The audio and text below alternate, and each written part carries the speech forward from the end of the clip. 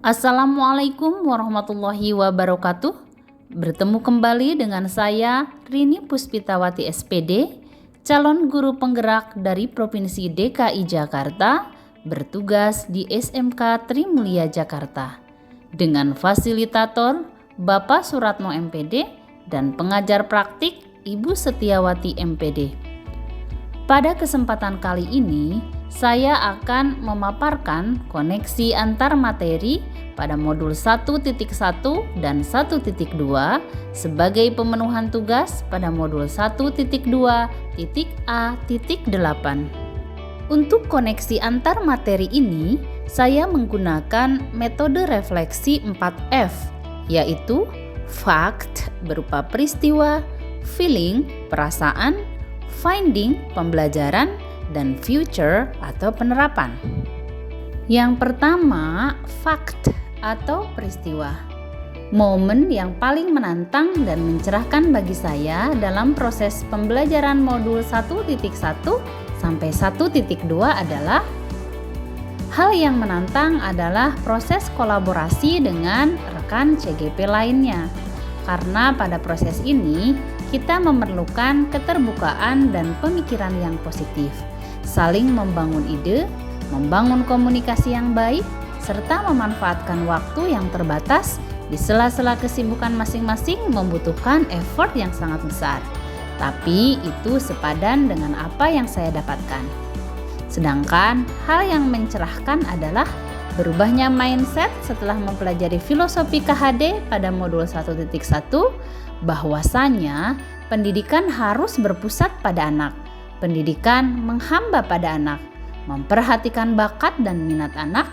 Pendidikan juga harus sesuai dengan kodrat alam dan kodrat zaman, serta penguatan budi pekerti dengan tujuan mencapai kebahagiaan yang setinggi-tingginya.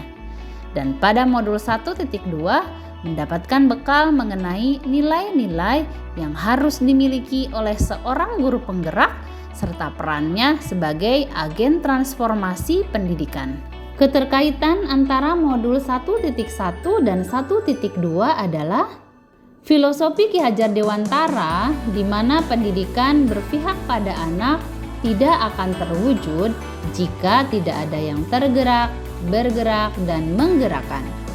Tidak akan terjadi perubahan apapun pada ekosistem pendidikan jika pemikiran Ki Hajar Dewantara yang begitu luhur hanya berupa teori tanpa aksi. Oleh karena itu, sebagai seorang guru penggerak harus mengimplementasikan nilai-nilai guru penggerak yang mandiri, inovatif, reflektif, kolaboratif, dan berpihak pada anak berupa aksi nyata. Dan juga keteladanan dalam menjalankan perannya, memimpin pembelajaran, menjadi coach bagi guru lain, mendorong kolaboratif antar guru, dan mewujudkan kepemimpinan murid sehingga transformasi pendidikan di lingkungan sekolah terwujud. Menghadirkan suasana belajar yang berpihak pada anak sebagai manusia yang merdeka. Yang kedua, feeling atau perasaan. Perasaan saya setelah belajar modul 1.1 dan 1.2 adalah sedih, sekaligus juga senang dan bersyukur. Sedih karena selama ini saya belum melaksanakan tugas sebagai seorang pendidik yang ideal. Banyak perbaikan yang harus saya lakukan. Ternyata selama ini saya jarang merefleksi diri terhadap cara saya mengajar dan kurang berpihak pada anak. Sekaligus juga senang dan bersyukur karena mendapatkan kesempatan belajar dalam kegiatan guru penggerak ini. Setelah mempelajari modul 1.1 dan 1.2, membuka pikiran saya dan terjadinya perubahan mindset tentang pendidikan.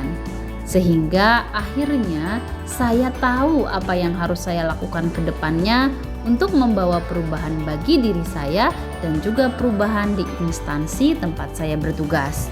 Memotivasi saya untuk selalu tergerak, bergerak, dan menggerakkan orang lain untuk membuat perubahan tersebut. Yang ketiga, finding atau pembelajaran. Sebelum mempelajari modul 1.1 dan 1.2, saya melakukan pembelajaran masih berpusat pada guru. Tidak adanya diferensiasi pembelajaran dan lebih mengejar ketercapaian materi tanpa memperhatikan bakat dan minat anak. Jarang melakukan refleksi diri, jarang pula berkolaborasi dengan rekan sejawat dalam penyusunan rancangan pembelajaran. Tetapi setelah mempelajari modul 1.1 dan 1.2, saya menemukan bahwa berdasarkan filosofi Ki Hajar Dewantara, pendidikan itu adalah tuntunan, bukan tuntutan. Berikan kemerdekaan kepada anak untuk berkembang sesuai dengan minat dan bakatnya mereka sebagai manusia yang merdeka. Sehingga pembelajaran harus berpusat pada anak. Dasar pendidikan adalah kodrat alam dan kodrat zaman. Esensinya, setiap pembelajaran yang kita lakukan harus mengikuti perkembangan zaman dengan tetap memfilter hal-hal yang baru disesuaikan dengan nilai-nilai luhur bangsa, serta penguatan budi pekerti dengan pemberian keteladanan agar muncul karakter positif seperti yang diinginkan dalam menggapai kebahagiaan setinggi-tingginya.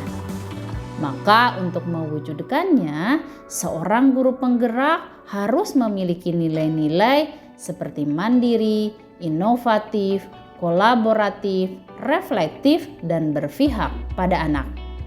Dalam perannya, dalam memimpin pembelajaran, menggerakkan komunitas praktisi, menjadi coach bagi guru lain, mendorong kolaboratif antar guru, dan mewujudkan kepemimpinan murid.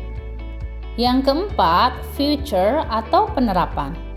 Setelah mempelajari modul 1.1 dan 1.2, yang akan saya lakukan ke depannya adalah menciptakan suasana belajar yang menyenangkan dan berpihak pada anak, menggali ide-ide baru dalam melaksanakan pembelajaran, melakukan refleksi secara konsisten, menyediakan kebutuhan anak dalam belajar, memberikan kebebasan untuk mengerjakan tugas sesuai dengan teknik yang anak kuasai, aktif mengembangkan diri dan juga orang lain, berperan aktif mendorong kegiatan komunitas pendidikan seperti contohnya MGMP, membangun kolaborasi dengan rekan sejawat dengan lebih intens, menguatkan nilai-nilai dan peran guru penggerak, serta menerapkan merdeka belajar.